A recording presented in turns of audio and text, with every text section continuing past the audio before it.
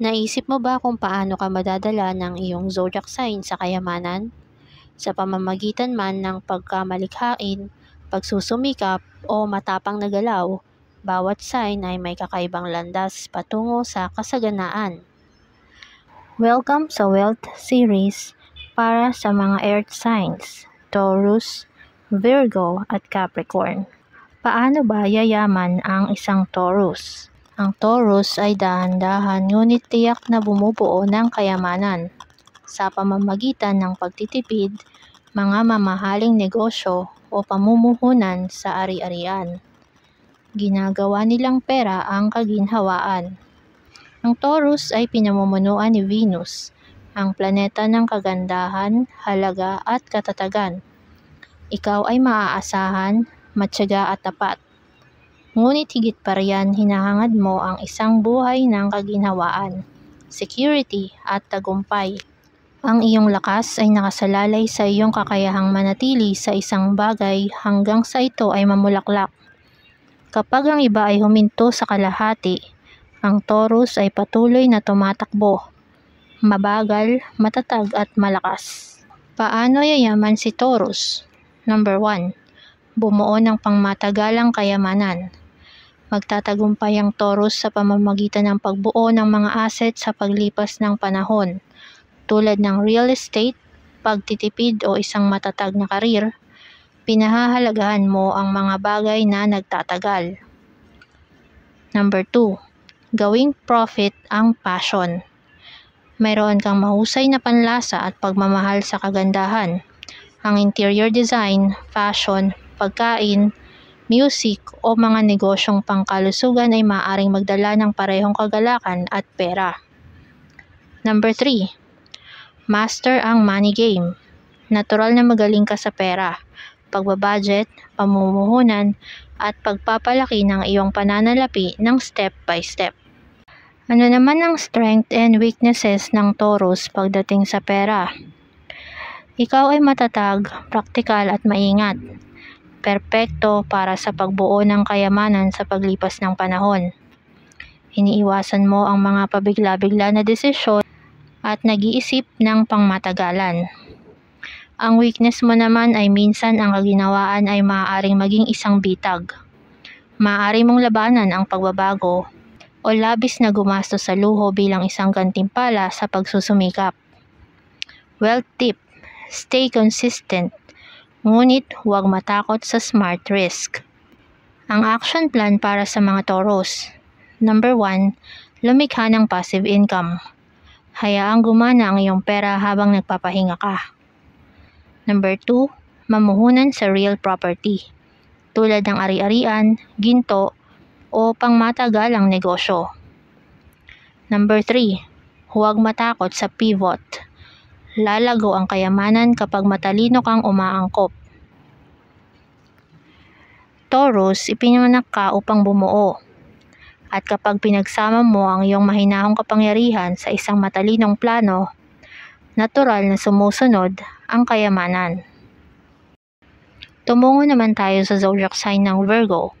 Ang Virgo ay pinamumunuan ng Mercury, ang planeta ng lohika, katumpakan at komunikasyon. Ikaw ay analytical, organisado, at may isa sa pinakamatibay na etika sa trabaho sa lahat ng mga zodiac signs. Hindi ka lang nangangarap tungkol sa tagumpay, pinaplano mo ito. Sinasaliksik ito at pinaghihirapan mo ito. At iyon mismo ang dahilan kung bakit binuo ang Virgo para sa napapanatiling yaman. Paano yayaman ang Virgo? Number 1. Gamitin ang iyong mga kakayahan para sa serbisyo. Nagniningning ka sa mga lugar tulad ng pangangalaga sa kalusugan, pananaliksik, pag-edit, pagtuturo, virtual assistance, kahit saan na nangangailangan ng precision at pagiging reliable. Number 2. Mag-alok ng dekalidad na trabaho. Ang iyong attention to detail ay nangangahulugan na ang mga tao ay nagtitiwala sa iyong trabaho. Kapag tumutok ka sa kalidad, ang iyong mga serbisyo ay maaaring mag-utos ng mga pinakamataas na rate. Number 3. Bumuo ng mga sistema, hindi lang kita.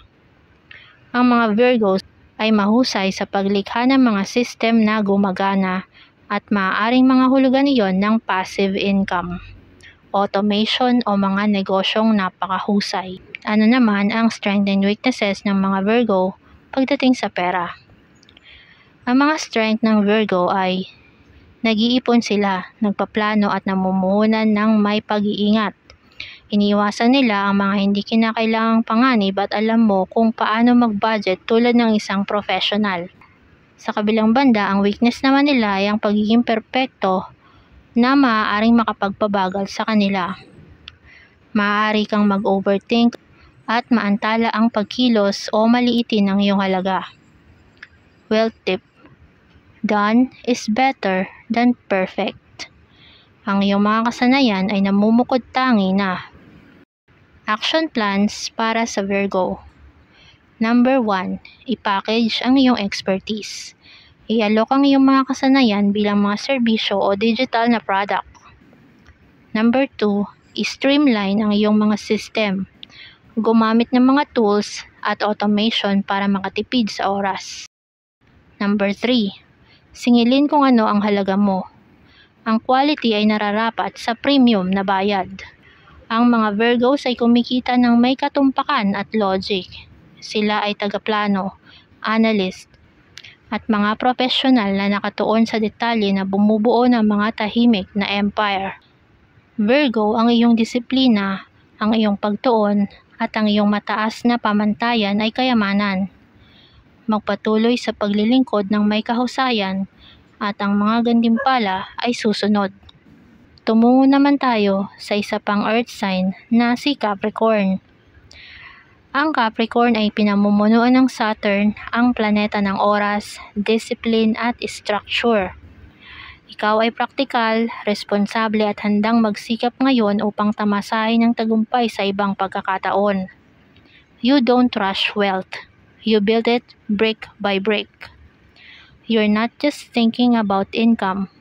You're thinking about legacy. Paano yayaman ang Capricorn? Number 1, master the climb.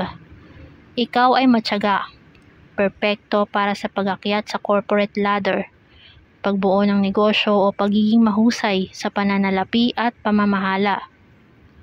Number 2, lumikha ng pangmatagalang asset. Real estate, mga pamumuhunan, mga plano sa pagreretiro o mga negosyong lumalago sa paglipas ng panahon. Mahilig ka sa pagtatayo ng mga estrukturang nagtatagal. Number 3, maging CEO. Ang mga Capricorn ay umuunlad sa mga tungkulin sa pamumuno. Ang iyong likas na authority at logic ay ginagawa kang isang perpektong negosyante, executive, o strategist. Ano naman ang iyong strength and weaknesses?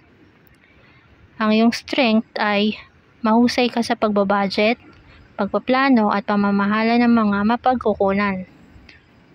Alam mo ang halaga ng oras at hindi ka nag-aaksaya ng energy sa mga panandaliang laro.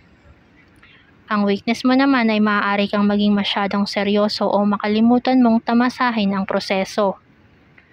Maaari ka ring maging masyadong maingat at makaligtaan ng mga matatapang na pagkakataon. Wealth tip: balansehin ang trabaho ng may kagalakan. Kayamanan ang dapat bumuo ng iyong buhay. Huwag itong palitan. Ang action plan para sa mga Capricorn. Number 1, buuin ng iyong empire. Lumikha ng isang negosyo, side hustle o plano sa karir na may pangmatagalang paglago. Number 2, mamuhunan ng maaga at matalino. Ang pagre-retire o mga stock o ari-arian. Number 3, i-balance ang iyong grind. Magbigay ng puwang para sa kasiyahan at pagkamalikhain. Capricorn, ang iyong tagumpay ay hindi maiiwasan. Sa iyong disiplina at madiskarteng pag-iisip, kayamanan ang susunod sa iyong bawat hakbang. Ang mga Capricorn ay umaakyat sa tuktok. Sila ay yumayaman sa pamamagitan ng disiplina, structure, at pangmatagalang layunin.